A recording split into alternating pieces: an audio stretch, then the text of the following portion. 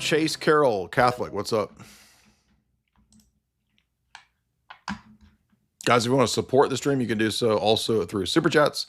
Super Chats are done through Streamlabs. I'll give you the link. You can also do it natively through YouTube as well. What's up? Hey, what's going on? I had a couple questions for you. Number one, I'm trying to understand. I'm a Catholic. I'm a few years into the faith. I'm kind of vaguely becoming aware or more aware of like the nature grace distinction, the like natural revelation and then supernatural revelation. What is it that what is like the main contention with that within Orthodoxy? Is it, do you think presuppositionalism is like the only, like the tag argument is like the only way to ground like interacting with the real world? Or Well, there's a bunch of different things you brought up there. So, no, I don't think tag is the only way to ground every single line of argumentation, but I think it's the only way to ground a paradigm level question. So, no, you don't have to use the transcendental argument for God to say, well, how do I know that my neighbor is, Bill Cosby or Lil Wayne? Like, you would go investigate that and you would use your sense data for that. So no, not every argument is grounded in this, but can you mute for a second? Because it's really loud in the background. So yeah, sorry about just that. 1 second. And I'll read this and then you can, then we can pivot off of this, because this is one of the greatest theologians of the Orthodox Church in the recent years in the 20th century, Father Saint Demetrius Daniloi. And he begins his book exactly as you guys hear me talking, right? The same way that I would have critiqued, Jesus and Whatnot, or Tim Gordon, or any other Thomist. He says, the Orthodox Church does not make a separation between natural and supernatural revelation. So notice this is addressing the Thomistic position, where you have this sort of division, this two-tiered system between nature and grace, between natural theology and supernatural revelation. Natural revelation in our scheme is known and understood fully in the light of divine revelation or supernatural revelation. So this is something that I think a Thomist might agree with, but I think we're going to see more radical statements as we progress that the Roman Catholic or the Thomist would find to be very difficult. Let me say, for example, when I look at the natural world in the Orthodox conception, the meaning and the referent of the natural world is Jesus. In the Thomistic scheme, that's not true. The Trinity is not the meaning and the referent of the natural world. The Trinity is in the domain of supernatural revelation. That's not the domain of nature and natural theology. Okay. And if you want a full debate on this was the whole debate that I had with Trent Horn, was this question. So let's read a little bit more. He says, we might say that natural revelation is given and maintained by God continuously throughout his divine act, which is above nature. This is why St. Maximus the Confessor does not posit an essential distinction between natural revelation and supernatural or biblical. See that? So in other words, the Bible, what's the meaning of the Bible? The Logos. What's the meaning of nature, the sticks and the trees? Also the Logos, right? This is the part that's, I think, very contentious. Now, a Thomist, and this is what I argued with Tim for hours yesterday, they're going to say, look, I agree the natural world is ultimately, quote, grounded in God metaphysically. Okay, so we agree there. But here's the point of difference.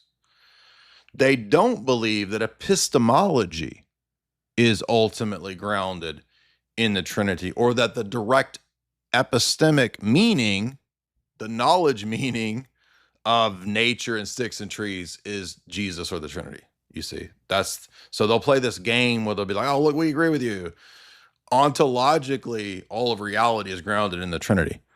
Yeah, but that's not what you're saying about the meaning and the epistemic grounding in divine revelation. You do not believe that. That is not a Thomistic teaching. So again, to hammer this home, this is why this is such a different way of thinking. This book right here is a created object, and it has as its referent and its meaning the Logos. Okay? Right? We all agree with that, I think. Unless you're like an independent fundamentalist Baptist and you think this is an uncreated eternal book, which makes you a polytheist. But All of us, I think, would agree that, yeah, of course, the book's meaning and referent is Jesus. Yes. Okay. Here's the point of departure. We are also saying that the sticks and the trees meaning is Jesus. The difference is they're two mediums of that revelation. One is sticks and trees, and one is a created book with words. They're both referring to the same logos, the same Jesus. And that is what the Thomists cannot say. They do not believe that. That is why. This isn't even contentious. Let me read a little bit more and I'll let you speak. He says, according to Maximus, the latter is only embodying the former in historical persons and actions. So in other words, the Bible is informing or encoding, inscriptionizing, just to use the language of JP Uncut, the same logos that nature is inscripturizing. The affirmation of Maximus must be taken in the sense that these two are not divorced. They're not two separate domains. They're the same domain in terms of reference. Supernatural revelation unfolds and brings forth its fruit within the framework of natural revelation, kind of like a casting of the work of God into bolder relief, guiding the physical and historical world towards the goal for which it was created in accordance with the plan laid down for the ages. Supernatural revelation merely restores the direction and provides a more determined support for that inner movement maintained within the world by God through natural revelation. So Jesus is the meaning behind the sticks and the trees, and Jesus is the meaning behind the book, and they're both pointing to the same telos, the same end goal Jesus. They're just two different ways of referring to the same thing. See? That's not Thomism. It's different. At the beginning, in the state of the world, before the fall, when everything was, quote, normal, fully normal, natural revelation was not separated from revelation that was supernature. Consequently, supernatural revelation places natural revelation itself in a clearer light. So in other words, the Bible is my first starting point. Divine revelation, I'm not being sola scriptura, I'm just saying divine revelation in scripture and tradition is actually the starting point for how I interpret the natural world. That is the opposite starting point of a Thomist for interpreting the natural world. Again, we go back to death. For Thomists, as Aquinas explicitly says, death is natural. No.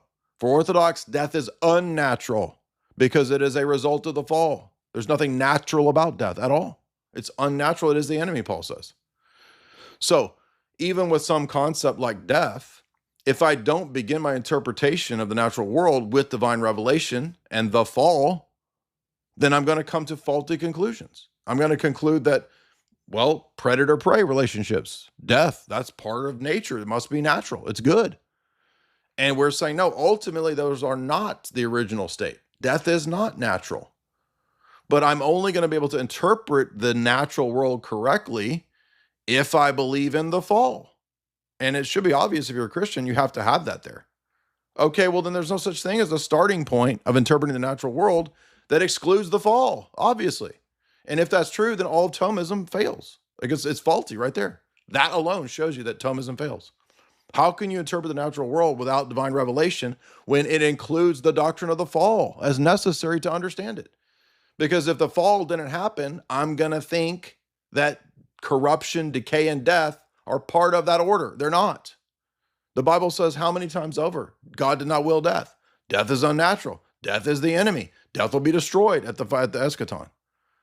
Why would it be destroyed if it's natural? This is so stupid. Chase, go ahead. Okay, so just trying to understand. I'm going to try and restate it and tell me if I'm understanding it correctly. Well, I'm going to give my understanding of it. So the Thomist, or I don't know if this is universally within all the different Catholic schools. I don't know if the Scotists. You were Catholic for a good time, so you might know this better than me. If the Scotists or any of the different theological schools, like the Jesuit schools, ground things any differently. No, every Roman Catholic has to believe in natural theology. It would be against basic Roman Catholic dogma to deny natural theology.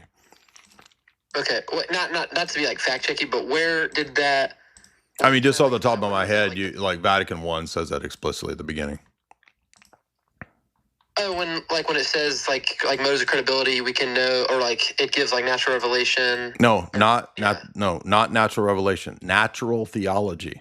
Okay. Natural So theology. it's stated in Vatican I. John Paul II has a famous encyclical called Fides et Ratio, and he defines what Catholic natural theology is in that as an example. And by the way, I could get the Evangelical Dictionary of Theology on the shelf over there. It has the exact same definition. So basically, between Protestants and Roman Catholics who believe in the natural theology tradition and what's called classical theism, there's not, as far as I'm aware, any significant difference on what, quote, natural theology is. Natural theology is defined as reasoning about God apart from divine revelation. Okay. And then the other thing was, so I think this is what we believe as Catholics. Please correct me if I'm wrong. But that Adam and Eve, like the original state was like a supernatural state. So like when we say it, yeah, we say like death wasn't original, but it is a part of nature if nature was not like constituted in a supernatural like gift. Right? Is that? I mean, is that I'm not trying to be difficult. I don't know what any of that means because Paul says in Romans 8 that all death is a result of the fall. So when Adam sinned is when death came into our universe and our world. Yes, technically Satan had sinned in the realm of the angels, but that's not identical to our world or our domain. The church fathers say that occurred in the aeon, the timeless created eternity. And then Satan was allowed to tempt man in the garden, and then death in every sense, according to Romans 8, entered when Adam sinned. So for us, because Adam was situated as the representative or the figurehead or the high priest of all the created order, when Adam sinned, he brought death, decay, entropy, corruption to the entire universe. The entire metaphysics of the universe altered in the fall. And that's a very different conception of the Roman Catholic idea of the donum super additum. I'm sorry, what was the last? The Roman Catholic idea of the super added grace. This is a donum super additum in the Garden of Eden. We don't have it. We don't have any of that. Would that mean though that like every Orthodox should have to affirm, not necessarily young Earth, but like absolute no death before the fall? Like so there's two arguments that I make, and that doesn't mean they're going to, but I make two arguments on this line of reasoning. First of all, the Sixth Ecumenical Council has in its canons, you cannot affirm that death occurred before the fall. And so if you say that death is natural or that death occurred before Adam, it says that you are excommunicated. The Sixth Ecumenical Council also affirms the teaching of Saint Cyril of Saint Sophronius of Jerusalem. It affirms his confession, and the confession of Saint Sophronius has a 4-page condemnation of the entire system of origin, which includes the ahistoricizing, the ahistorical account of Genesis. So, for example, in the confession of Saint Sophronius, there's this long discussion, 4 pages of it. That's long for a council confession, but confession that you can't believe that Adam and Eve were ahistorical. You can't believe that Genesis was not real. There might be some flexibility on the exact date of the earth, so I'm not trying to be super dogmatic about that. But if you watch, for example, Jim Bob's debate, not that you did, but there was a really interesting discussion that Jim Bob had with an evangelical dude that was defending theistic evolution. And even though the guy was evangelical, he was still trying really hard to kind of make it mesh with the scriptures. And I think Jim Bob did really good bringing forth a lot of really bizarre sorts of things you would have to affirm.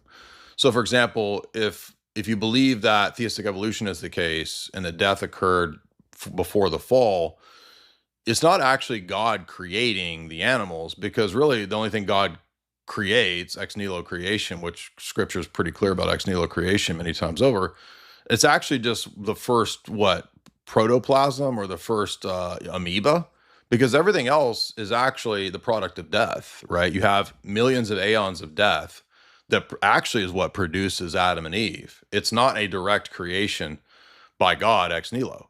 So you're already kind of in these weird sorts of like, yeah, well, God didn't create them because he created them by this process of death. Now, you're going to say, well, but what about the fact that we come to be now through a process of biological generation. Yeah, but that's not what we're talking about before the fall. Okay, so you can't make the perfect analogy to, well, it's no different than it is now. Again, it is different because life before the fall, in our view, is radically different, and that's why Romans 8 says when Adam sinned, all death, decay, and corruption came into the world. That's the whole argument Paul's making, because he says all of creation was subjected to vanity or death, is what he's talking about, decay, corruption. He says, for we know now that all of creation groans and travails in pain, all right, waiting for the deliverance from this vanity. All of creation, he says, was made subject to death, to vanity, to decay, to corruption, because Christ subjected it to that in the hope that all of creation itself will be delivered from the bondage of corruption. Obviously, he's talking about the fall, okay? And so, in other words, the cosmic scope of the incarnation is just as cosmic as the scope of Adam's fall. And if you restrict Adam's fall to only affecting humans, then you've removed the cosmic recapitulation scope of Christ's resurrection and glorification. I mean, are you familiar with recapitulation? Are you there, Chase? Okay. I can't hear you cutting out. Can you hear me? Yeah. Okay. I am not. Could you define recapitulation? Right. So if you read, for example, Irenaeus or many of the earliest church fathers, they will look at 1 Corinthians 15 and they'll say, look, Jesus is assuming all of human nature, universal human nature. And in fact, according to passages like Romans 8, the resurrection and the ascension, the transfiguration, they don't just transform man, they transform the entire cosmos. And so this is why St. Maximus, for example, is famous for emphasizing the cosmic scope of Christ's resurrection. So the whole universe is recreated and redone, right? In Thomism and Roman Catholicism, they do not have a conception of the cosmic scope, even though at Vatican II, Hans Urs von Balthasar tried to make this popular again. I don't think he did. And by the way, if he had to make something fundamental to Christology popular again, then that means that Rome lost basics of Christology for like 1,000 years. So it's fundamental to Orthodox Christology that Christ assumes universal human nature and then also resurrects and transfigures the entire cosmos. And if you've lost that, you've lost basics of the incarnation, dude. I'm not saying this is like a paradigm defeater or anything, but I'm more asking like practicality. Sure. Wouldn't, like you're saying, like not every Orthodox like priest or maybe bishop or even patriarchate right now would maybe affirm the theology you're saying? No, it isn't. No, they would. True. No, they would. Absolutely. I've never seen an Orthodox bishop or person who would deny the cosmic scope of Christ's redemption. This isn't controversial. I'm sorry. I meant like that there was no death before the fall. Like, isn't that kind of a... Well, it doesn't matter if this or that bishop doesn't, because in the Orthodox Church, the higher authority is the ecumenical council. So the ecumenical council affirms that that's higher than any specific bishop. So what is that? That'd be like saying, well, this or that Roman Catholic bishop doesn't affirm XYZ. So but so what? I mean, the reason I was asking it up or bringing it up was like the critique that if Hans Balthasar had to like renew that teaching, even though like it was still dogmatic, and he just had to like bring it back into the forefront of like people's minds. Yeah, but I was just trying to I see. But here's the thing: like again, to Orthodox theology, it's unthinkable that if Rome preserves the true faith, they would lose something essential and fundamental to the incarnation and its scope.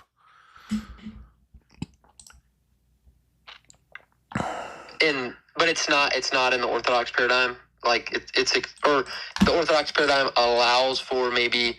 No, we have a giant ceremony every year called the Harrowing of Hades that proves this point. You guys don't even do that. We do affirm.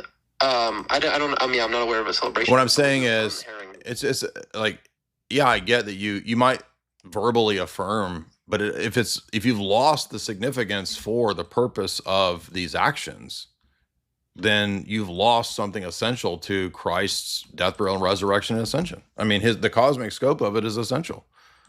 There's no church fathers, especially the council fathers, that would deny this type of a position. It's fundamental to the Christology of the seven councils. And then to say that, Rome might not have remembered this for 700 or 800 years, but this guy who's a universalist at Vatican II just happens to bring it back. It's like, why would you have to bring back something that if you guys are the preservers of the faith? How would you lose this? Yeah, I was just curious how it fit into the paradigm, because I'm not like super educated on like that stream of theology throughout like the scholastic time period, like if that got neglected. But you're saying that got neglected even in like the like Duns Scotus school, and then they don't talk about this. They were not interested in questions of Eastern theology. They don't talk about the harrowing of Hades. They don't talk about the cosmic scope of Christ's redemption. It's something that's only in Eastern Orthodox theology, consistently and with relevance. Is it affirmed in like the Oriental and Coptic traditions as well, or is it? I mean, I know they have their own issues, but I'm just curious. Their theology is fairly open. They don't really, I don't know how significant it is in their theology. I mean, they would affirm the harrowing of Hades, but I mean, it's just like with the essence energy distinction, like they don't really, they kind of are not very clear on that. So, but I mean, I think that they would tend to probably agree with us. The tendency would probably be the same. And then also kind of a practicality. So this is a. By the way, I found the canon. By the way, this is the Sixth Ecumenical Council. Yeah, let me write it down. You have to do a little searching because this doesn't always come up. You have to look a little bit. Can I find it in like the AAS or whatever, Acts of the Apostolic? No, that's papal Acts. This is the Sixth Ecumenical Council, and it's canon. Okay. It's right here. Was it 109? Canon. Sorry, that was retarded. It's okay. He started in like the 1900s. Yeah, that's papal Acts. This is canons of the Ecumenical Council. This is the Sixth Ecumenical Council, canon 109, and it says, Adam was not created subject to death. Whoever says that Adam, the first man, was created mortal, so that whether he had sinned or not, he would have died. That is, he would have gone forth from his body, not because of the sins, but by a natural necessity, let him be anathema. So you can't say that death existed before the fall or that death is natural.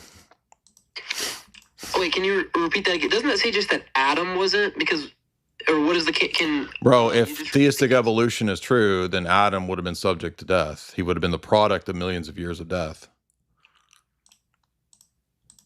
Well, I'm not even necessarily saying like theistic evolution. I'm saying like, I don't know how familiar you are with like the who's the dude that just wrote the story of like the movie like Story of Creation or Story of Everything? I don't know. He was on Pints of Quine. Anyway, point is it's like micro or like every like micro adaption, I think is what it is. Dude, to say that there's death before the fall would be to deny that Romans 8 is equating Adam's scope to Christ's scope. Do you understand that? That's the point here. The point is that it messes up Christology. Okay, and this isn't like to be like overly anal, but so does that mean like could there be like plant death before the fall? No, I'm saying there's no death because Romans 8 is arguing that all of creation was subjected to vanity, futility, and corruption due to Adam's sin, because Adam is the steward and the head of the created order. He was the prophet, priest, and king of creation, right? And so when he failed, a new prophet, priest, and king of creation has to come. That's the second Adam. And if you read 1 Corinthians 15, Paul makes the scope of Adam's fall the same as the scope of Christ's recapitulation. So Adam's scope, according to Romans 8, is Pluto. Pluto has entropy because of Adam's fall. That's what we're saying. I don't know that Aquinas thought about that or not. I don't know what his position on Pluto would be. I'm just saying it's a universal cosmic scope, and I don't think the Roman Catholic tradition maintained the significance of that universal scope. So that's what I'm saying. Okay. And then, so what do you think like Adam and Eve ate? I don't know if that's a stupid question, but so again, if you read, for example, First Created Man by St. Simeon the New Theologian, which is a little book that's very easily and accessible, or if you read First Created Man by St. Simeon the New Theologian, it's a little book about creation from the Orthodox perspective, or if you read which is back in print now. Father Seraphim Rose's book, Genesis, Creation, Early Man. He spends a good amount of time arguing from the church fathers and from scripture that the metaphysics of the world was very different. So we didn't have a biological sort of digestive, incisor type makeup before the fall. We had some form of body that was a deified spiritual body, the same type of a body that Paul talks about in Corinthians and in Romans, that in the resurrection we will have a body like that. So it was like when Christ is resurrected, right? He walks through walls and he can appear and disappear. So he's not bound by time and space, even though he still has a quote physical body. So in the same way, in Eden, the metaphysics of how they lived and operated is very different from what we have now. And if you read the church fathers, when they talk about the fall, it says God killed an animal and made them skins. Right? A lot of church fathers think that's our body, right? So that's why we have like an animal component to us, is because we were given skins kind of like the other animals have. But again, this is after the fall. We don't exactly know the makeup and the metaphysics of how we, operated before the fall, but we didn't have biological, needs to eat food. So we wouldn't even be needing to eat. If eating occurred, it could have occurred in some way that we didn't understand. Even St. Augustine says eating in the garden was probably some noetic way. Okay, and that would also make sense of why like models of like evolution input like the assumption that like the half-lives or whatever, or like the things we like view in biology. It's assuming that those things have been in perpetuity going back for a long time, but obviously we would say that no, we don't know that. Yeah, okay. And this was my like last question. Eric Ibarra has said this about like the peasant argument for the papacy. Wait, the what? Like the peasant argument for the papacy. So like I'll try to explain it briefly in like 30 seconds. Sure. But so we've talked obviously like pretty, for the average person, for like your grandma or like your peasant in the medieval ages, like pretty dense level theology probably on this conversation. And that not as an absolute necessity, but as like a moral necessity for like the average person, for like the grandma, for the I don't know, it's the peasant, for them to be able to like very clearly and visibly know what the true faith is. Like the Bishop of Rome, like the singular visible sign of unity, is like not an absolute necessity, but a moral necessity. And I thought it was a pretty good argument. The same way, like there was like a singular head visible sign of unity in like the Old Covenant with the high priest. I was just curious, kind of your thoughts on that. I'm not saying it's like once again, it's not a paradigm defeater because it's not an absolute necessity, but it is.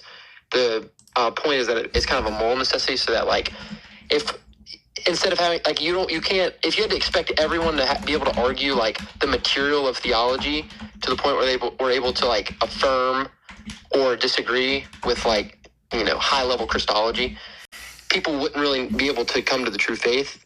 Like they wouldn't know when like, okay, I'm misunderstanding it. You know what I mean? Like if they're not coming to the right conclusion, like there's not a clear way of submitting to an authority if it's all about like the material of it rather than like the form being like submitting to the Bishop of Rome. All right, so a couple. So let's go back to the time of Abraham. Okay. Was there a high priest at that time? No. Okay. Was there a Abraham have been like a type of it or Well, Abraham ties to Melchizedek. Yeah. Oh, yeah. Okay. Would Melchizedek have been the high priest at the time? Well, I mean, what I'm saying is, if you're going to make the analogy to you needed to have a single head, would it be Abraham or Melchizedek at that time that's the authority that unifies?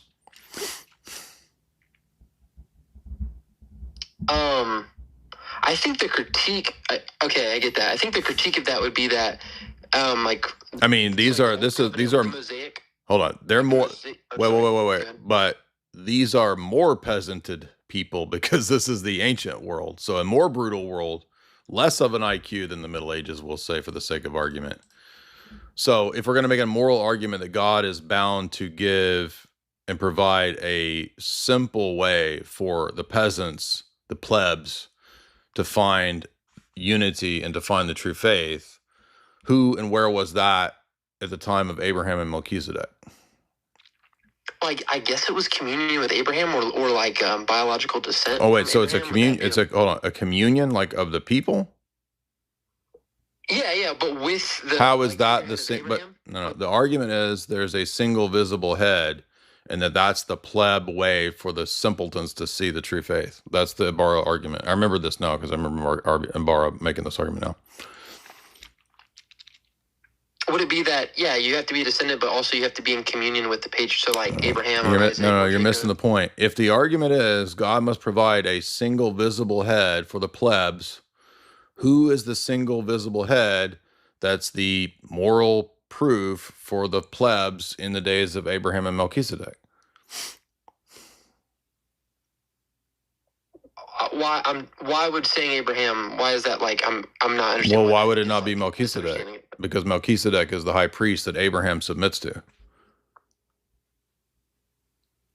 Would it be the way like the Pope submits to Christ? It's not like a divorced or either or thing. It's like a both and. Yeah, but if you were going to point to the Mosaic time and say that the Mosaic administration had a high priest, then why would the high priest in that situation not also refer to Christ? He does. Okay, well then it doesn't refer to the Pope.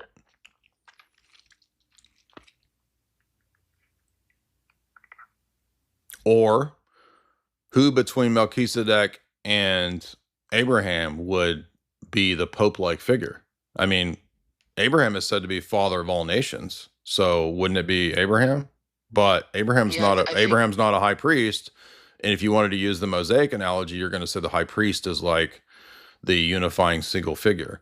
So again, that's why this argument doesn't work. And I'm gonna give you another argument on top of this as to why it doesn't work, which is the Great Western Schism. So if you want to go ahead and answer from the Abraham period, feel free. Like, who's this single unifying figure? For the plebs. I'm sorry, what does plebs mean? The peasants. Peasants. Oh, okay. The dirt farmers. But communion, why is it that there's no like I guess like distinction? Like if you're in communion with Abraham, would you not be in communion by like? No, the question was not communion. Again, the question is who is the public single visible figure that provides the pleb the easy way to know the true faith?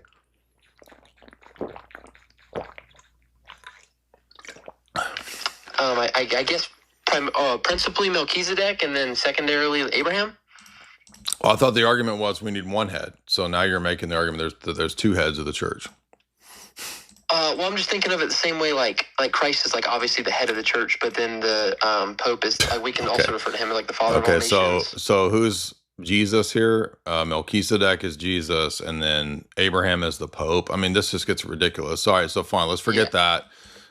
In the Great Western Schism, when there's three popes, what's the simple, visible, moral proof for the peasants? So this is a 40-year split. Three anti-popes? 40-year split. We don't know who the Pope is. And an ecumenical council, by the way, is what solves this, not a Pope. So who were the plebs supposed to look to? I do not know. All right, so that's why I don't buy it. These are two examples as to where I think Ibarra's argument is just arbitrary. It doesn't work. Because if you're going to say that God was always morally bound to do this, which is what I thought that's what you're saying, right? Like there's sort of a moral obligation that God has to provide for the peasants, like a simple, easy, visible sign of unity in a single head. Single earthly head. I don't know if obligation is the right word. I don't think God's like obligated to do. I think moral necessity meaning like, yeah, it's honestly a good question. I might have just spoken. Well, what moral necessity? What does that mean? Yeah. What did he mean by? What do you think he means by moral necessity in that argument?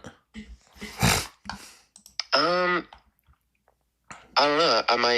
I thought it was just that like it's not like metaphysically or absolutely necessary, but if God desires that like the simple man can know the truth, and that obedience is like not rocket science for like the farmer, but that the farmer can have like a simple discipleship means like, oh, I want to be a disciple. I don't have to like get into deep metaphysics. I know the visible sign of who to follow. Okay, so let's. A very sound definition. Well, let's transfer this because I like this experiment. Let's say for the sake of argument, we are going to go to the high priest of the Mosaic time. In Israel, Israel, by the way, is a type of, obviously, of the church. Why is it that I'm supposed to think that the high priest is a type of the Pope in this line of argumentation? Isn't there also a king? So Solomon, for example, he's the, Shalom. He's the king of peace. He reigns during a time of peace. He builds the temple. Why isn't Solomon a type of the Pope, or is he? It can be both, right? Like, so we believe that there's certain types of Mary and okay. Christ? Well, I agree with that. But wait a minute. The argument was we need a single visible head. The Pope is like the high priest, and I'm saying Israel doesn't have a single visible head. Israel has a king and a priest, and those two spheres are distinct in Israeli history, in the history of Israel. In fact, Saul, for example, is castigated for engaging in priestly activities, right? Samuel rebukes him for trying to sacrifice at the altar when that's not what the king's supposed to do. So I'm just wondering, on this line of argumentation, well, if Israel has two heads, namely a priestly high priest head and a king as the head, why am I supposed to think that, oh, well, the papacy is obviously just proven by the high priest? And if you admit that he's not, then you're admitting, in my argument is, you're admitting that there's two heads of Israel. So I don't understand why this, in other words, this argument disproves the idea that there is a single head fulfillment that proves some sort of like, peasant sign of what the true church is. I'm actually curious. So who do you think communion was, like, who was an Israelite bound to, in principle, to communion to first, the king or the high priest? Well, it doesn't matter. I'm just saying, like, if Israel has two heads, one spiritual, one temporal. I mean, they're both in a sense spiritual, but one focuses on the temporal, one focuses on the spiritual. Why would I think that there's one head? Because remember, Roman Catholics argue that Israel is a type of the church. Okay. So what is the king pointing to in the fulfillment? Is that also the Pope? If that's also the Pope, then you're admitting that in the Old Testament period, there's two heads of Israel. If there's two heads of Israel that God has ordained as a sign of unity, then that undercuts the argument of a single earthly visible head. That's the point. Because God basically has two heads for this whole time period of the Mosaic Law. Okay. But who were they? I'm curious now, like, so, okay, even if I am wrong, I'm curious to, like, what you do with that same information. So who were they? Is this a good question? Like, who were they principally bound to first, the king or the high priest? Like, in your paradigm, like, does that make sense? Like, does my question make sense? Like, okay, even if I am wrong. I just don't even think this argument necessarily works, that if you just find a single dude, that somehow, like, proves that God is, giving the plebs an easy, moral sign of what the church is. Because, for example, if this was true, then I would assume that when there's disputes in the church, in the early church, so like say the first 4 or 5 centuries of the church, like, wouldn't the same line of argumentation been used? So, for example, let's say it's the year 300, and I'm sure you would admit prior to Nicaea, right, there were disputes in the church, right? Yes. Yeah. Okay, so would all of those disputes be necessarily resolved by Rome, like churches that are thousands of miles away? No. Okay, so if I'm a new convert, I'm a Roman centurion, and I live in Corinth or Ephesus or something in the year 300, and I start hearing this message about Jesus. Is it necessary for me to learn about what's happening in the Roman See to know what the true church is? No. Okay, thank you. Then that right there is all that's needed to show that none of this other stuff is actually necessary for what Ibarra's trying to do. But okay. now I think it might still be. Tell me if this is wrong, but because we would still distinguish between like formal versus material heresy. So like if you were unaware of it. Well, what does that have to do with what? But what does this have to do with the Roman centurion, a person converting in the year 300? Like, so it's the year 300. I don't have access to Rome. There's not been any ecumenical councils, so I don't know what the faith is because I'm not interacting with and learning about the Roman See. Well, okay. So for in your paradigm, what was like?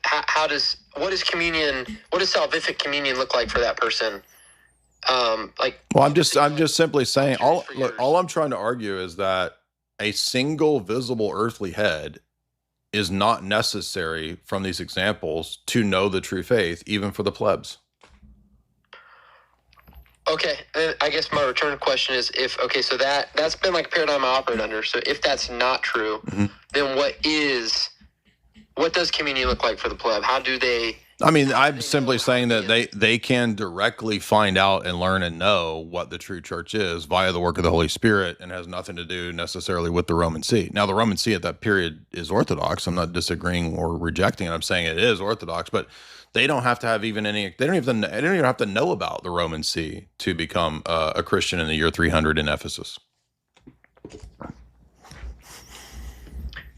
Yes, but so do you think they had to know, like, if they held to like a material, like say like Trinitarian heresy before Nicaea, is that person unable to be saved before like the clarification of doctrine at Nicaea?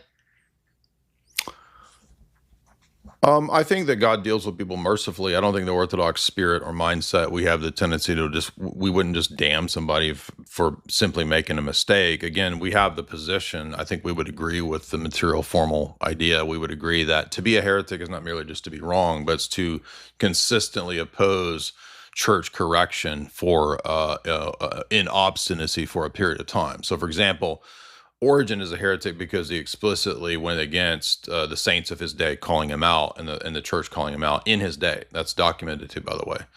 But Augustine is not a heretic because he didn't oppose the church, and in fact, he offered his writings up, as he says on the Trinity Book 3, to be corrected by the universal church. So one is a heretic because of his obstinacy. The other is not a heretic because of his humility.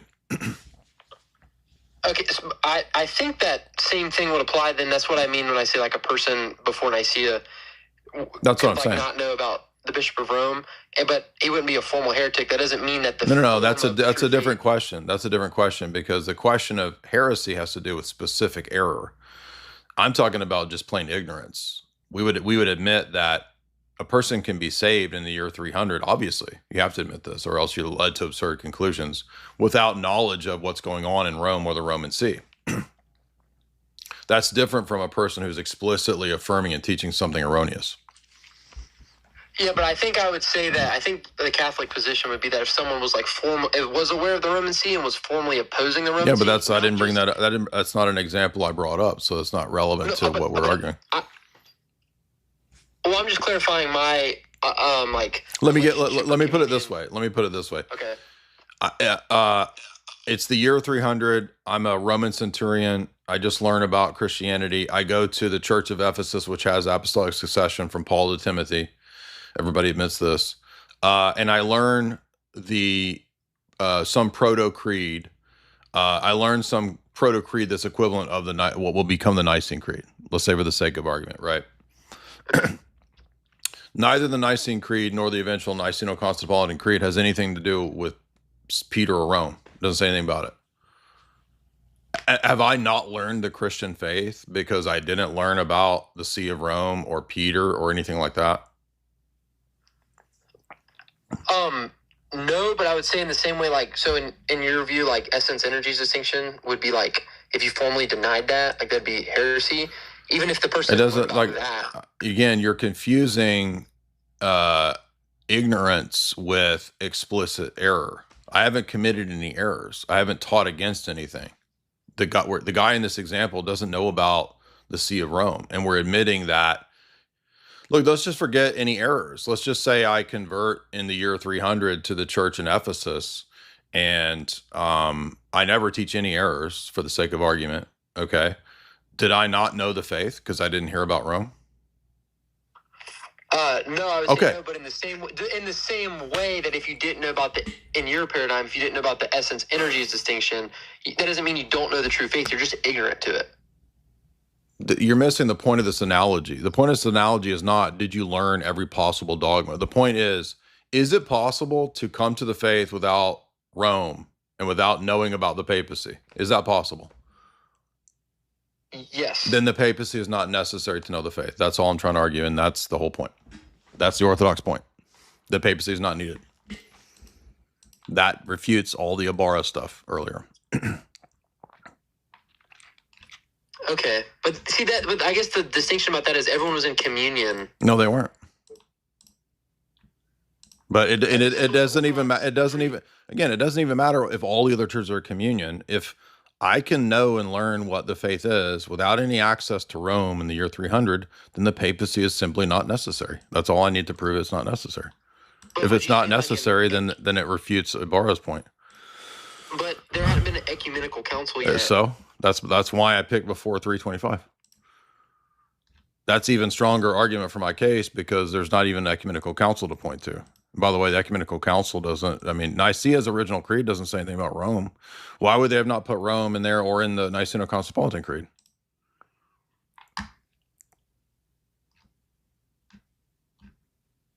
I mean, the same way there were ecumenical councils later that clarified other doctrines. That doesn't necessarily mean that those doctrines are like somehow less important. But they didn't believe at Nicaea that Rome was the cornerstone of the faith?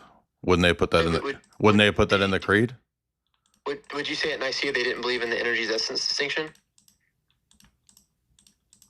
No, I'm not arguing that that's my paradigm, what I think. I don't have a problem saying that not every doctrine is in the creed. I'm saying that in the Roman Catholic scheme, if you believe that the Roman See is the one Holy Catholic Apostolic Church, why doesn't the Niceno-Constantinopolitan Creed specify Rome? I guess my point is I don't see how that doesn't cut both ways because there's like essential doctrines of the faith that are not included in the creeds in your paradigm as well. Just because it's not included in the creed doesn't mean it's not an essential part of the faith, especially in light of the fact that it got clarified later. But you're missing the point because the creed is what you're teaching so that people know the church is teaching, right? Yes. Okay. And if the creed is going to identify specifically the church, okay, it's going to tell you where it is. One Holy Catholic Apostolic, right? Yes. Why would it not say that that's identified by Peter when that's the perfect place to say it? And if you're going to say that, well, they didn't specify every single potential doctrine. Usually the doctrines, right? I agree with you. Like Nicaea is focused obviously on the deity of Christ, but it seems like if it was true at the time of Nicaea that the Vatican I view was true, it seems like it would have been specified in the creed under one Holy Catholic Apostolic. Now you could say, well, they didn't deem it necessary because they didn't deem essence energy necessary, but why would it not be deemed necessary if that's what your church teaches is the way to identify the church? I don't think that essence energy is a necessary doctrine that I have to state that to identify the church, right? But you believe that to identify the church, you do have to state that. So why would they not? I guess, yeah, I would think that it was probably taught like orally, right? I don't think that's like cope. I think that makes sense that it would have been like passed on orally the same way like is it the 6th or 7th ecumenical council's teaching on icon veneration was like not explicitly put into the creed, but we would say it was passed on orally by the Christians. So I would say that like there still was necessary assent to that doctrine. It just wasn't codified. Was it true when Constantinople I happened out of communion with Rome? Is that what's his face, Honorius? No, that's the 6th ecumenical council. I'm talking about when you had the Meletian schism. So Saint Mellitus of Antioch calls for the Second Ecumenical Council, which is Constantinople I, And at Constantinople I, they passed the canon that says that this is the first time they pass it or they propose it. They say that the Constantinople is New Rome, and so it's second to Old Rome, right? So this is the first time, for example, we have what will be Canon 28 of Chalcedon, that the EP is the second patriarch after Rome.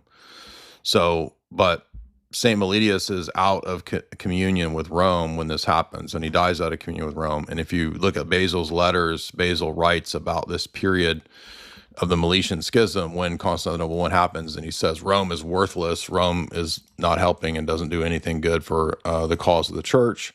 So what I'm asking is, if in your mind, this is where you get the addition to the creed, one Holy Catholic Apostolic. So in your mind, even though they're out of communion with Rome, Basil is saying that Rome is worthless.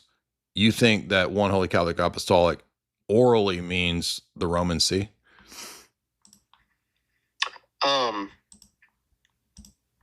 I'm sorry. I'm trying to. That was like, I'm not that educated on Constantinople. That's okay. And like and stuff that was going on with it. So I was trying. I was just trying to like process. Yeah. So let's rewind. So basically, the First Ecumenical Council, right? You get a Nicene Creed that's kind of truncated, and then the Second Ecumenical Council is called out of communion with Rome. And we can go to Basil's letters where he talks about how worthless Rome is during this period. So, for example, in letter 66, he says Rome is worthless. He says Antioch is the head of all the churches. He asks in the next letter Rome to correct the unruly. And he says Rome has failed because we've asked for help. They don't do anything. Rome failed. They're ignorant. And so Basil's letters that I'm referencing, we did a whole podcast, by the way, on this section, Basil's letters. He's writing these letters to Athanasius too, by the way. He's saying that, help me in Alexandria. I've appealed to Rome. They're worthless. Can you in Alexandria help us? We have this schism going on. And it's called the Meletian Schism. And so St. Mellitus is the presiding bishop of Constantinople I. Okay. You follow me so far? Yes. Okay. So this council happens out of communion with Rome. Okay. Oh, hold on. I pulled up the wrong dude here. I'm trying to pull it up. It's all good.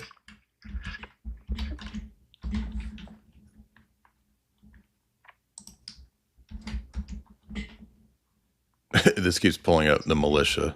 No, not the militia schism. Like malicious isn't bad? Or? No, it's pulling up the militia, like like militia groups.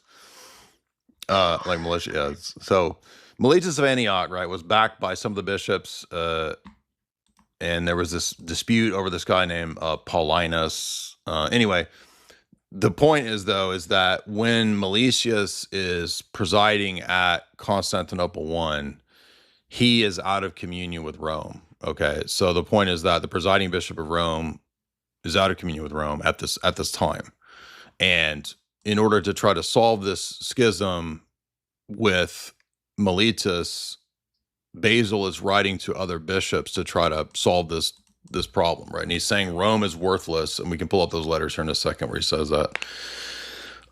Wait, real quick. Can I ask a quick clarifying question? Sure. So, wait. So Meletius is the patriarch of Constantinople? No, the bishop of Antioch. No, the bishop of Antioch. Okay, of Antioch, and he's the presiding bishop of the council. Yeah, Constantinople I, which is the second council, right? And so so he's out of communion, and I'm just trying to clarify. He is out of communion with Rome. With Rome. And, like formally, how do you know? I just don't know. I'm ignorant. So how do you know he's out of communion with Rome? Has it been like?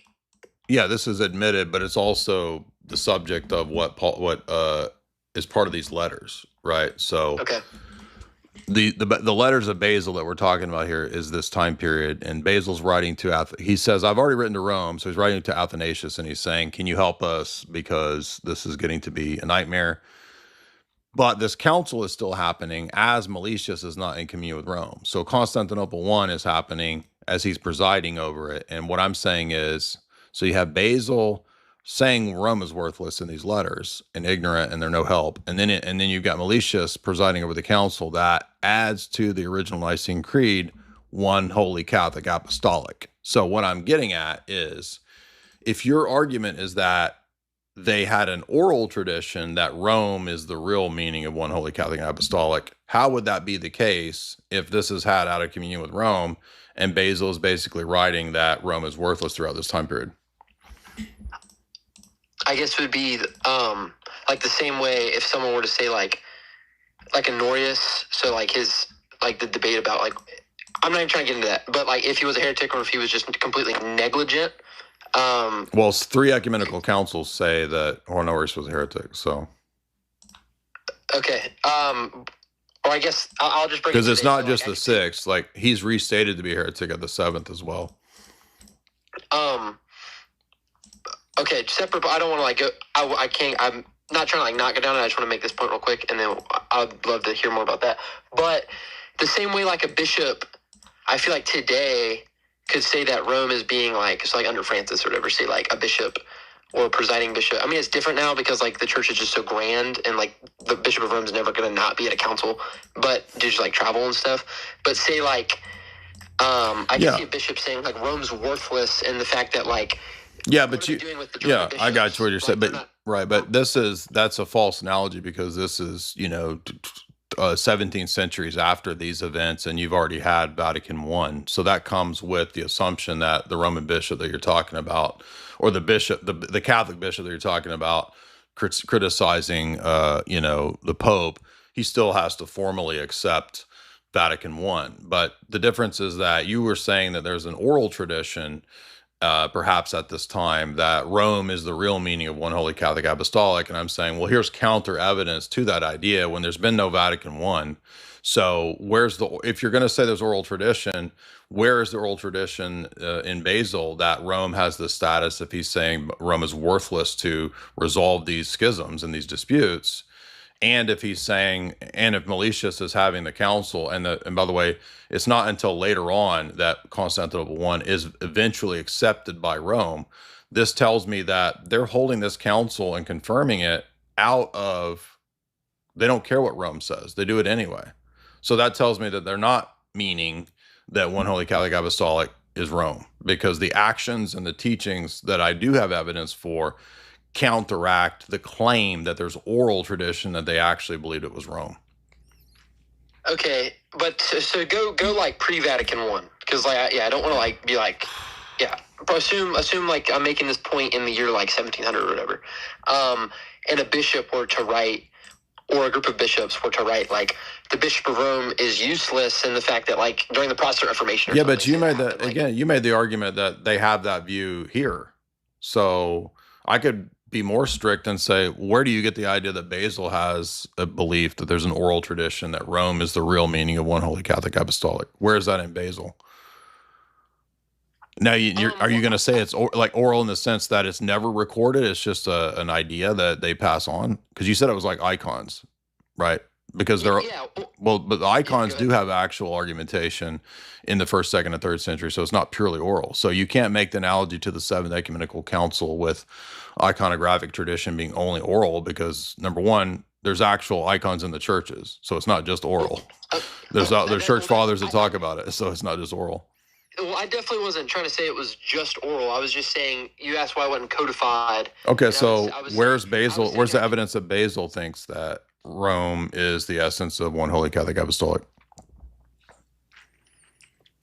Well, if the absence of evidence is not evidence of absence. Yeah, but that's why I gave you actual counter evidence that Basil says Rome is worthless and doesn't resolve schisms. So that would be against the claim that he actually thinks that they do solve schisms and that he's a papist. I would say that I mean, I'm saying if that was isolated, but I'm saying I don't see why that can't be. This is an ecumenical council. It's not isolated. It's the 2nd ecumenical council. No, I'm saying that quote. I'm saying like that. Not saying like you're quote farming, but I'm saying like that's like if that one quote of the council. Wait, was that? It wasn't a canon. That was a letter to Athanasius. So that wasn't like a canon of a council, though, right? What is it? It doesn't matter. No, it's Basil's letters describing this whole time period. and he's saying that Rome is worthless, and I'm saying that, well, then that's not, he doesn't have the papal mindset. He doesn't have a Vatican I mindset. So he doesn't have the idea that there's an oral tradition that Rome is the one Holy Catholic Apostolic Church. But, and I guess my counter, because they're not solving this. Look, again, you're missing the point. He's complaining that Rome is not solving the Meletian schism. It's worthless. So, but your argument was at the beginning, Rome is there to solve schisms and provide unity. And I'm saying I can show you that it's not a tradition, an oral tradition in Basil, because Basil is saying the opposite.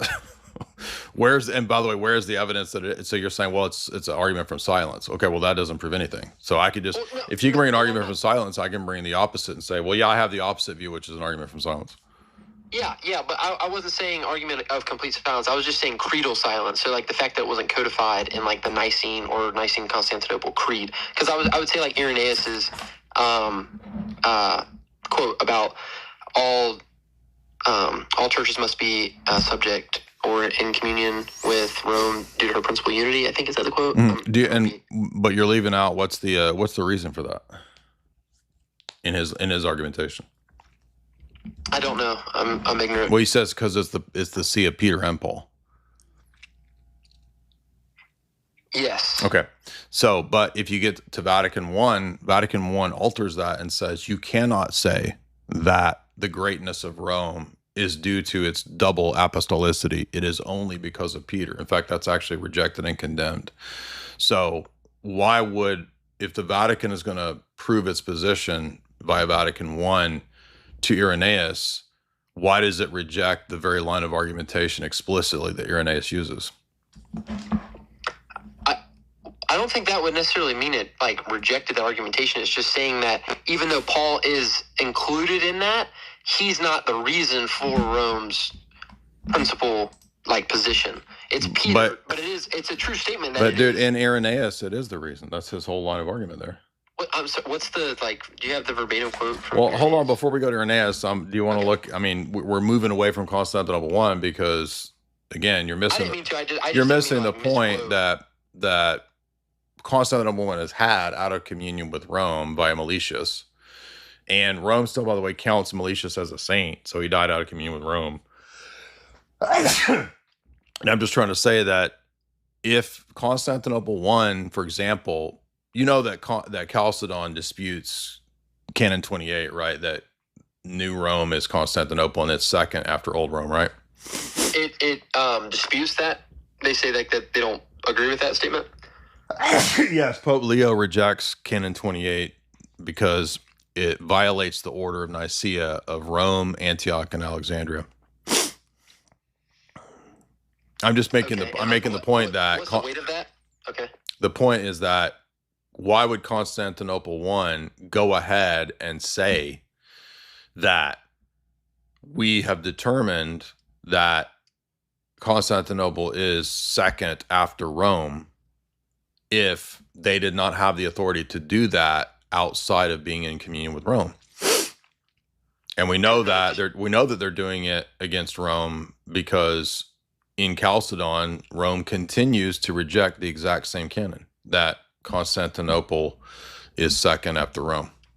Do you follow that? I think I do. But couldn't we just say, like in the Roman Catholic Church paradigm, could we not just say that is like an encroachment or like that was a little too far of power, and then only what was ratified by the Pope is ecumenical? No, the argument I'm making is that the church at Constantinople I did all of this and dogmatized the official doctrine of the monarchical Trinity out of communion with Rome, didn't care what Rome said, even past the canon that Rome would later take issue with and eventually accept. Constantinople I eventually gets accepted by Rome officially many, many years later. So, and affirms Canon 28 or 26. Eventually, after a couple hundred years after Leo and Chalcedon, yes, Rome eventually says, okay, fine, Constantinople is second after Rome. But the point is that, okay, then you're admitting that Constantinople I was doing all of this and didn't have the papal mindset.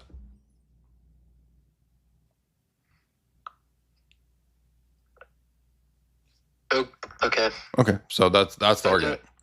No, all right. Okay. I guess the only other. What do you make of? Was it Ephesus? What's the robber council in like the early, maybe like the first 400 years that is called as ecumenical, and then is it Leo or I can't remember the pope at the time, but like calls it robber, and then it's no longer. It's like then rejected.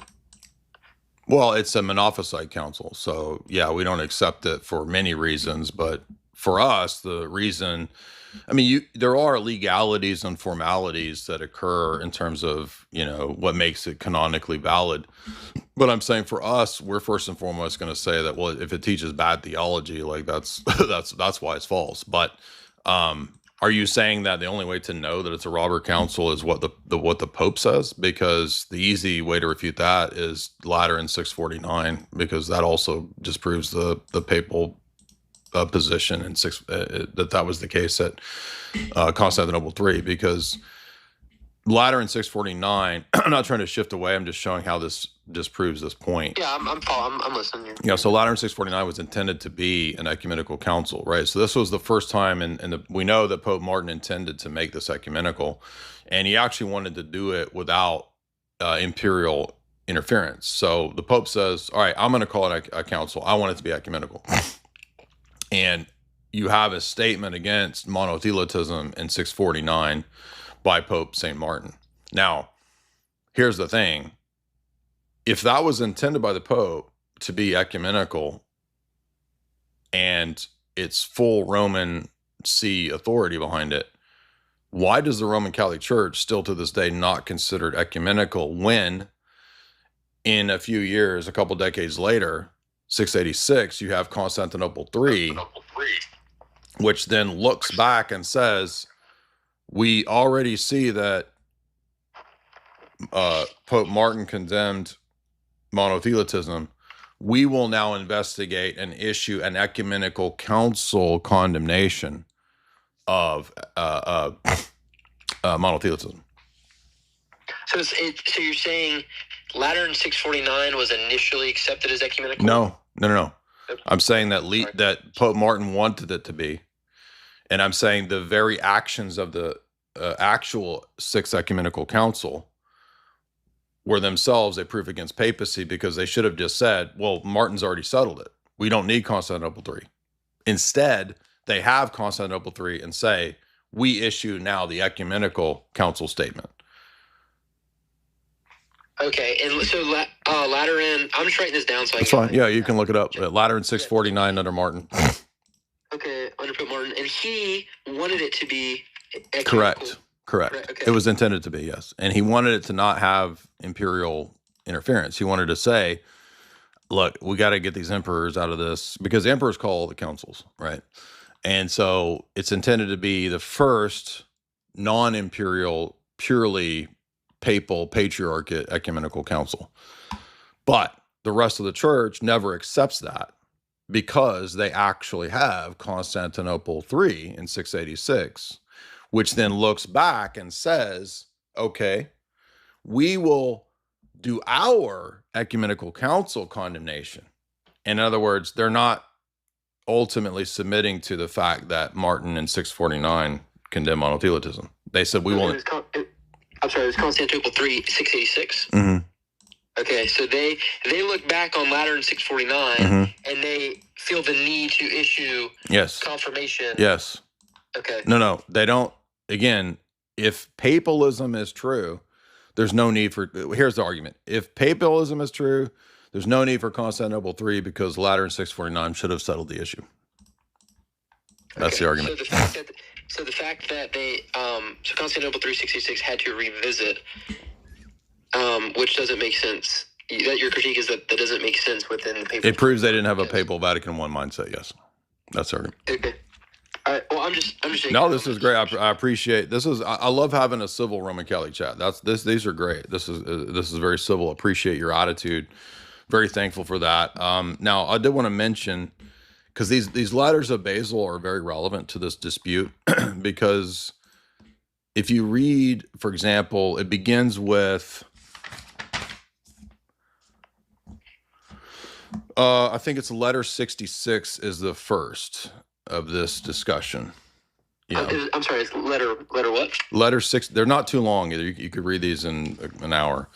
So letter 66 of Basil is the first of these letters about these problems that they're having with the Meletian schism. Okay. Real quick. Is this going to get posted? Can I like review this? Will this stream get posted? I don't even know if it's a stream or if it's on. I'm just on Twitter. Yeah, it'll be up. It'll be on the internet for forever, dude. Okay. It's eternal. It's immortalized, right?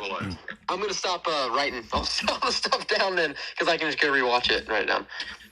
Okay. So in letter 66, which is the first one, Basil writes to Athanasius, and he says, I've been appealing to the bishops of the West. I need your help.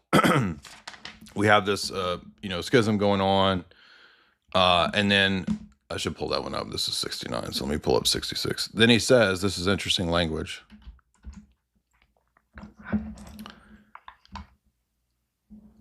He speaks of Antioch as the head of the body. Okay. Wait. That's Basil's verbatim words, or yeah, I'm pulling it up, dude. Just relax. Sorry.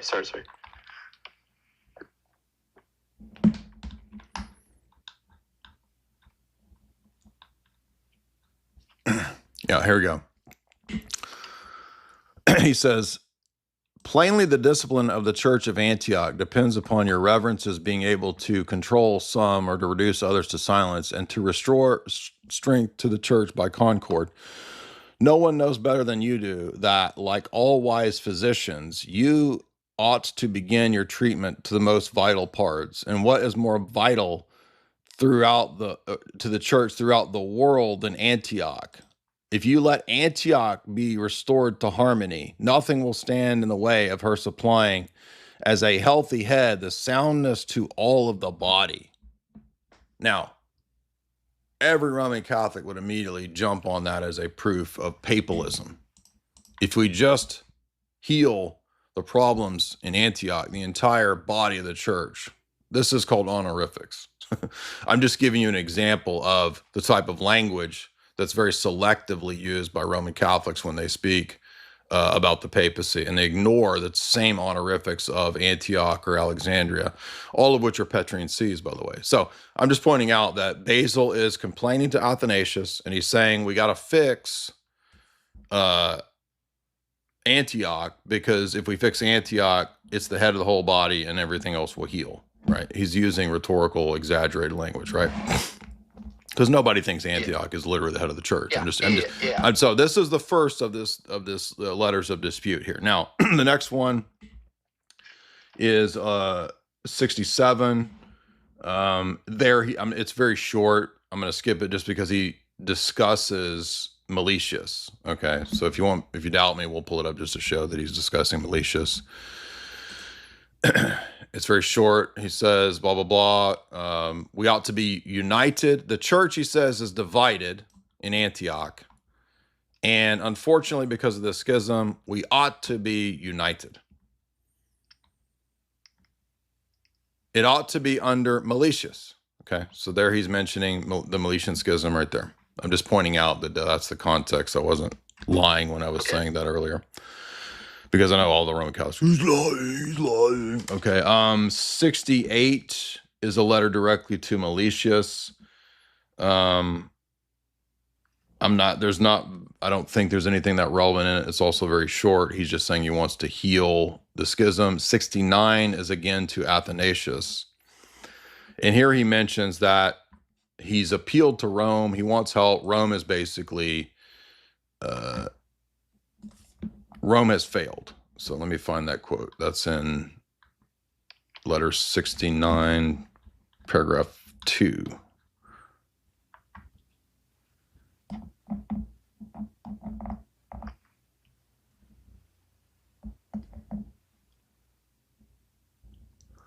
Okay, it begins with, I should advise that. Let me find that part.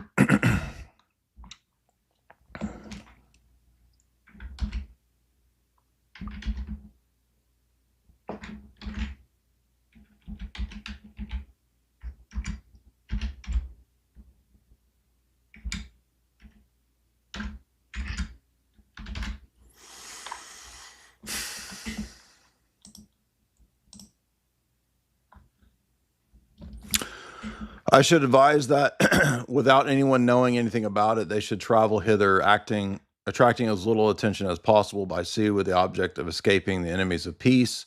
A point that is, let me make sure I got the right point. I might be the wrong area. Okay, sorry. Earlier he had said he appealed to Rome. And by the way, he's writing and appealing to Athanasius. So before you say, was he appealing to Rome? You would appeal to anybody, including Athanasius, including all the bishops. So now he's appealing to Athanasius for help because he's saying Rome is worthless. I forgot to make that point. So let me go back to it seemed, and you'll get the full context. It's difficult to find this from my written version. Here we go. Over here to the online. It seemed to me desirable to send a letter to the Bishop of Rome begging him to examine our condition. And since there are difficulties in the way of representatives being sent from the West to a general synodical decree, to advise him to exercise his own personal authority in the matter of choosing persons to sustain the labors of a journey. Notice he's actually saying, can we get a synodal decree? He's not just saying, give us your divine fiat. He's saying, I want Rome to also be involved in a synodal decree. There are difficulties. So he says, we need firmness and gentleness to correct the unruly here, to be able to speak with proper reserve and appropriateness throughout, thoroughly well acquainted with all that has been effected after Armenium and unto the violent measures adopted there. And then he says, we have to be careful because there's enemies. Then he says, a point also that is insisted upon in these parts is that they should drive away the heresy of Marcellus, a grievous and injurious person opposed to sound faith. For up to this time, all the letters that they write, they are constantly and thoroughly anathematizing the ill-famed Arius and in repudiating him from the churches. But they do not attach any blame to Marcellus. He's talking about Rome failing here, who propounds a heresy, the opposite of Arius, and impiously attacks the very existence of the Godhead, and the person of the Godhead, the Word, and so forth. He says, hence, when he had come forth, he had no existence. The books that I have in my possession, which contain his unrighteous writings, are proof. Nevertheless, they nowhere openly condemn him, Rome, and are to this extent culpable, being from the first in ignorance of the truth. Rome, according to Basil, is first in ignorance to the truth. They received this heretic in the communion, and the present state of affairs makes it necessary that attention should be called off. So he's saying that I appealed to Rome, and Rome has completely failed. So is he not, would that language not tell that Rome was heretical at that time? Yeah, but that's what I'm saying. Basil wouldn't have a problem saying that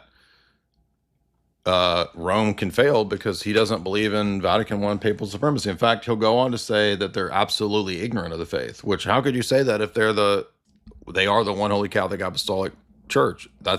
You said that's the oral tradition that they probably have. Well, yeah, the reason I bring it up is I didn't know that either side, like either Orthodox or any Catholic apologist, I didn't know. This is what Pope? Pope who? I think the next letter is Pope. So he's writing, I think, to Pope Damasus. So let's look at the next letter, which is, I think, to the Pope, and we'll see that it's not papal. So let's look at letter 70. No, what I'm saying is I had never heard that Pope Damasus was a heretic. Like I'm not saying he's a heretic. Basil is saying that he's worthless and ignorant of the truth. Yeah, I guess I'm critiquing, or my point is that seems to be in the same way that... But look, dude, it proves that he doesn't believe in the Vatican I mindset. That's all I have to prove. But in the same way that you would say that there's times where people give honorific language, could that not be like over-exaggeration in the fact that he's just pissed with Rome, and he's like, they're freaking worthless, the same way like you might see a Catholic today say, but no Roman Catholic can say... if they have, then it just simply proves he doesn't have the Vatican I mindset, because Roman Catholics can't say that Rome doesn't know the truth or that they're ignorant of the gospel. You could say that, but that means that Rome has erred on basic, magisterial, ordinary teaching, which is not possible according to Vatican I. So that's, again, just proving that it's not the Vatican I mindset. But you think that, Basil was wrong here? Because do you think that I don't, it doesn't matter. Like, again, it's not the Vatican. All I have to do is prove that it's not the Vatican I mindset. So it really literally doesn't matter whether Basil's wrong or not, because it simply demonstrates that he doesn't have the Vatican I mindset, nor does Constantinople I. Okay, because you're saying as long as he holds the belief, regardless of whether or not it's correct. All I'm showing is that it's not Vatican I, and that this is counter evidence to your claim that there's an oral belief amongst these people that Rome is the one Holy Catholic Apostolic Church. Because you understand, these are the guys that got one Holy Catholic Apostolic in the Creed and the Holy Spirit part. It's Basil. Basil's a huge part of that, and then Nyssa and Nazianzus. So Constantinople I has the added part of the Creed to the original Nicene Creed. I believe in one Holy Catholic Apostolic Church. I confess one baptism of the remission of sins, right? That's added by these guys. Okay. And so that tells me that when I read their writings, they certainly don't believe one Holy Catholic Apostolic Church is essentially and primarily Rome, because they wouldn't be writing and speaking this way about a council held out of communion with Rome. Okay, I see the I see the critique. Oh, by the way, let me make sure that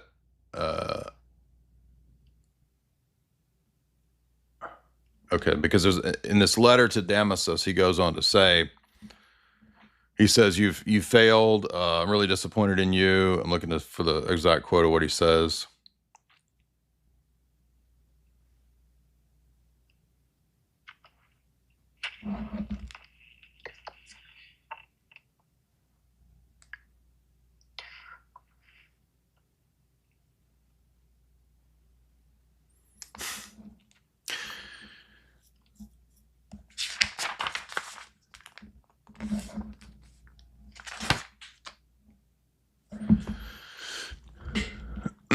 I mean, yeah, I don't think there's nothing really else about, like, he's just basically saying that the church over here is all messed up, and I was disappointed in your lack of aid. To Damascus? To Pope Damasus, yeah.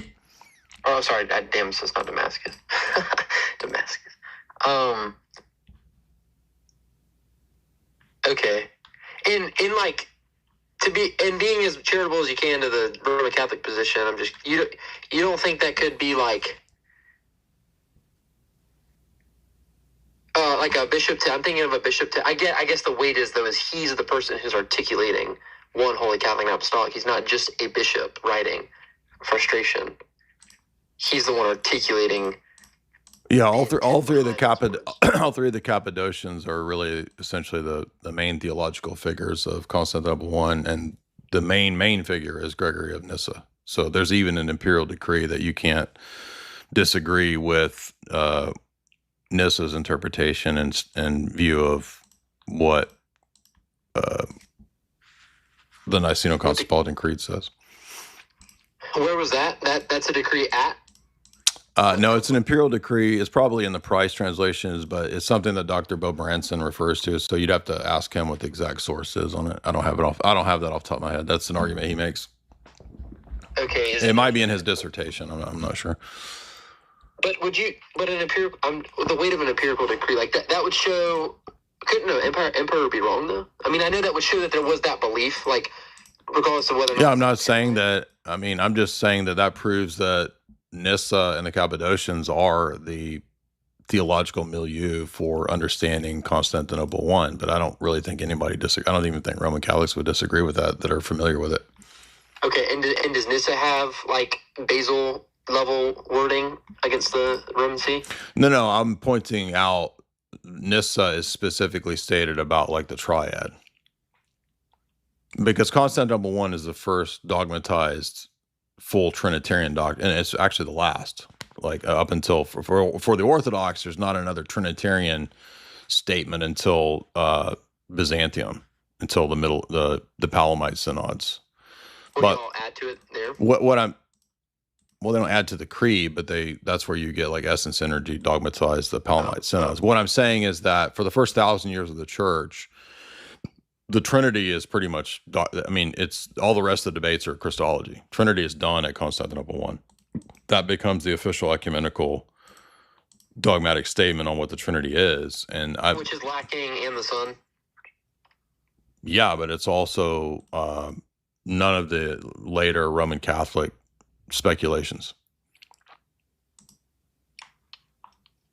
In other words, the Latin, the West, for example, goes in the direction of the Augustinian ideas of the triad, and that obviously dominates in the early Middle Ages, and then it gets sort of trumped by the Thomistic ideas of the Trinity. So what I'm saying is that that's already foreign to the Cappadocian model of the Trinity, which is already laid down at the Second Ecumenical Council. And I forget the exact date. I'm going to say it's a few hundred years after. Let's see, when does Rome? I'm going from memory here, so I could be wrong on the exact date here. All good. I'm not trying to get you, just trying to learn. No, I appreciate your attitude. Of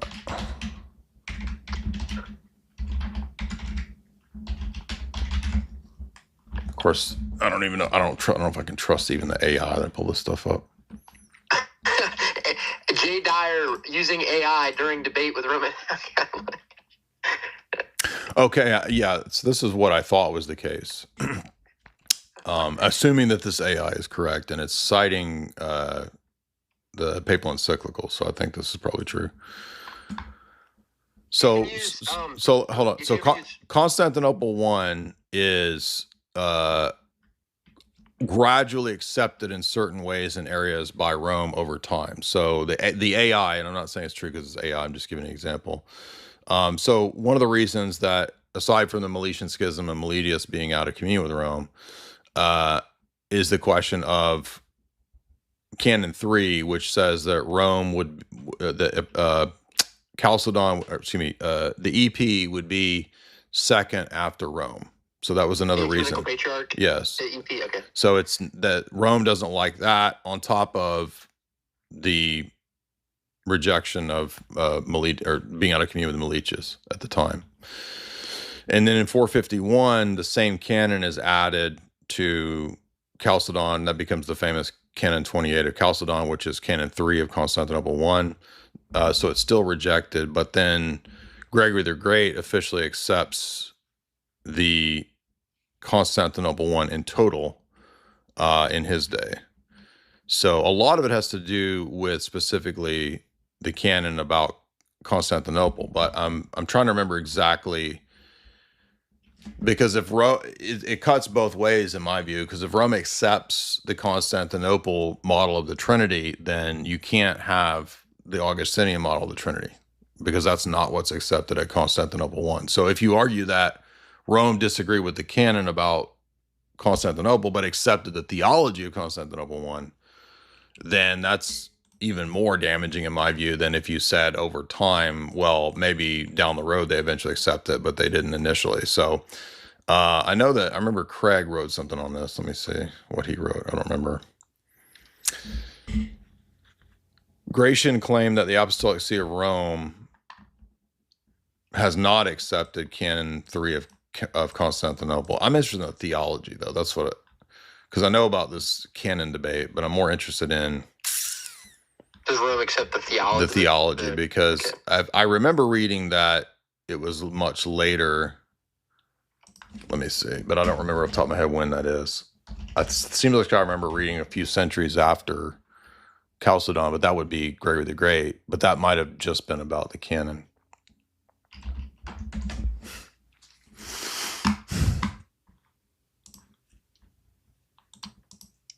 So Rome, interesting. Well, if you think about the creed, yeah, they would have accepted the creed. Oh, interesting. So this is according to Encyclopedia Britannica, which could be wrong, but it's claiming that the creed was accepted 70 years later at Chalcedon. So that would mean that Rome was perhaps reticent to accept, to go with Constantinople I until 70 years later. Reticent meaning like not wanting to? Yeah, they were hesitant because it took them 70 years to accept the addition to the creed of Nicaea, and then it took until 600 AD to accept the disputed canon about Constantinople. So in other words, it's gradual. That's why this is confusing, is that it's actual gradual acceptance of parts of Constantinople 1. That's why. Okay. Is Constantinople 1 is the last one that the Coptics hold to, right? They don't accept. No, they accept Ephesus, because Ephesus is dominated by Saint Cyril.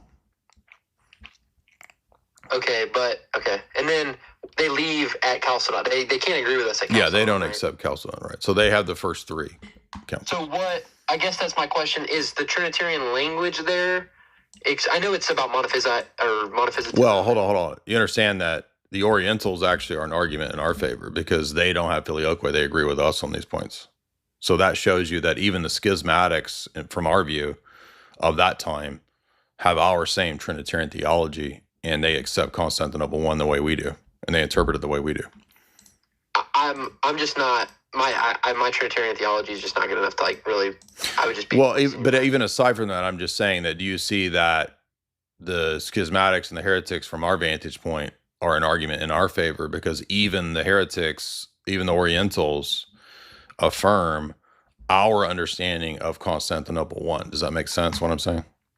Yes. I'm not saying it's true because they affirm it. I'm saying that they're evidence that even the heretics don't interpret Constantinople 1 to be filioque or possible. Okay, yeah. I see, it's I don't know if this might be the wrong use of the word circumstantial, but I can see how it's like circumstantial evidence, but well, obviously, circumstantial evidence can be used depending upon the context, because I'm not saying I'm not debating. I'm not saying it's true because the heretics, we don't care. I'm not saying it's true because they affirm it. I'm saying it's a piece of evidence that I'm saying in favor of. Even the heretics don't interpret Constantinople 1 the way Rome does. They interpret it the way we do, which shows that these ancient groups, even in heresy, still have the same Trinitarian theology that we do. They just have a different. So they have a different Christology. Yeah, Christology with okay. Okay. Hey, it's a great chat, man. I mean, I really appreciate you being a very civil Catholic dude. That's great. Those are always a lot better than the sort of cheap gotchas and all that. You know, I was like full blown atheist, like not like proud of it, but like I didn't even know if religion was real like 2 years ago. Mm-hmm. And then I'm just super fortunate to like apostolic Christianity, and it just like it all just like makes a lot of sense in ways that like I'm just trying to learn always. I came into the Christian faith by just pursuing truth. I didn't know. I literally had no idea if it'd be like Hinduism, Islam, sure, like whatever. Yeah, well, hey, feel free to call back in anytime. You had a great attitude. It was a great conversation. I am going to have to move on because we're going to be doing the stream with Tristan here in a little bit. And that will be on UFOs and the occult and alien abductions. We'll be doing that in, I think, an hour. Is that right? I'll give you guys this link again. So great conversations tonight. Very civil. This is the best way to do it. Doesn't always happen that way, but that's okay.